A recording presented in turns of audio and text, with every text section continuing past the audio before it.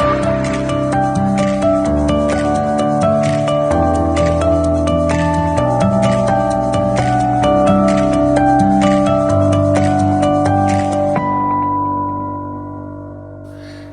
I take the number of students in my school who would present with an autism diagnosis, I would have about 50 students in the school of about 270 students who would present and have an autism diagnosis.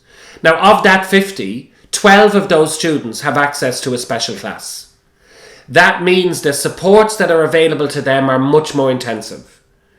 So they would get, in a standard special class, there would be 6 students accessing that classroom.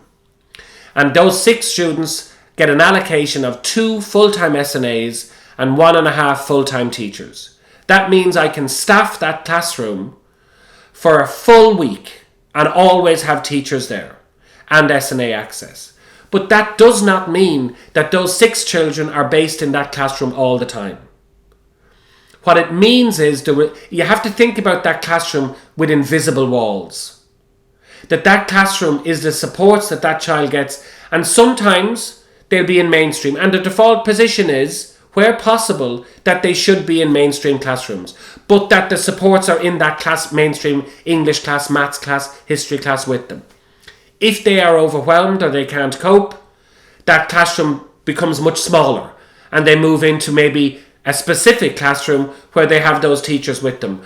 And the continuum says that the child with the greatest level of need must get the greatest level of support. But we should be available for that to change. We shouldn't assume that they go in first year, they have access to a special class, and if they get access, that's where they are for the next 6 years. Absolutely not. We need to be working insofar as possible to integrate them into mainstream at an appropriate level, but also with an appropriate level of challenge, so that we're pushing them gently towards a more independent experience of learning. Now, you might say, well, I'd like my child to have access to a special class. It is all down to the diagnosis. And it's down to the documentation that whether it was the educational psychologist or whoever gave you that diagnosis, where the diagnosis comes from, in the recommendations it will say it is essential for this child to have access to a special class. That doesn't necessarily mean that your child will have access to a special class, but it means that if I have a special class and I have a place, they're eligible.